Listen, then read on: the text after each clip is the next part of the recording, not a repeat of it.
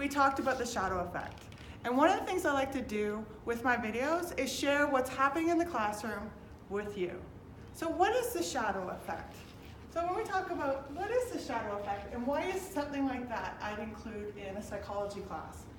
One of the main groups of students that I teach are nurses. And when they work with patients, so often, and you may do this too, they bring their best foot forward.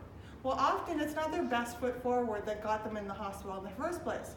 We want to know what's happening below the surface, and tends to be activities that we do in the night and not in the day. So when I'm working with a patient, and say if I'm working around food issues, I'm not so concerned about what they eat at 8 in the morning.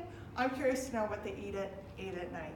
So with the shadow effect, what I'm teaching my nursing students in the health psychology and you and everybody that I meet is that we want to create a safe place for people to open up about what they're doing, good and bad equally.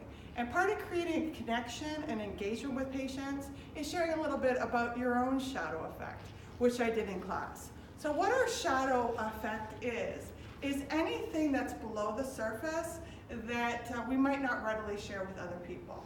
So I am known for my positivity, my hopefulness, my optimism, my good vibes.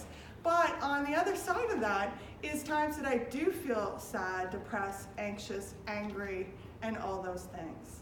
And so the shadow is really about bringing to light what is within us that we deny and we tend to project on somebody else. And so with patients, so for example, if you're working with them around, what would be an issue that you might be working with a patient around right now? So as a psychologist, that they're not getting along with their kids and they're blaming their kids for just about everything, maybe perhaps it's their own issues with their own parents. So we would bring that to light. So some questions I want you to consider around the shadow effect is, what is your shadow? So for example, I am no doubt an overachiever, which can tend to be a shadow because if I'm always looking for the next thing I'm going to do, the next book I'm going to write, the next video I'm going to make, the next speaking engagement I'm going to do, the next class I'm going to teach, then the shadow of that is that it denies me from the present moment. And how does it serve me? It serves me well in my success professionally, but maybe it could hinder my personal life because I'm not spending enough time just relaxing and mellowing out. And then where does it come from? Well, for me, my overachievement comes from the fact that I grew up in a family, and you may have grown up in the same family, that all the attention was around achievement, that we were considered more worthy, maybe consciously or unconsciously, my parents did that, if we produced. So I have to look inside myself and realize I'm okay, just chilling on the couch, watching some Netflix, eating some popcorn, and so are you.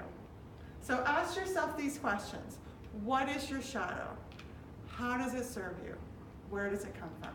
Until next time.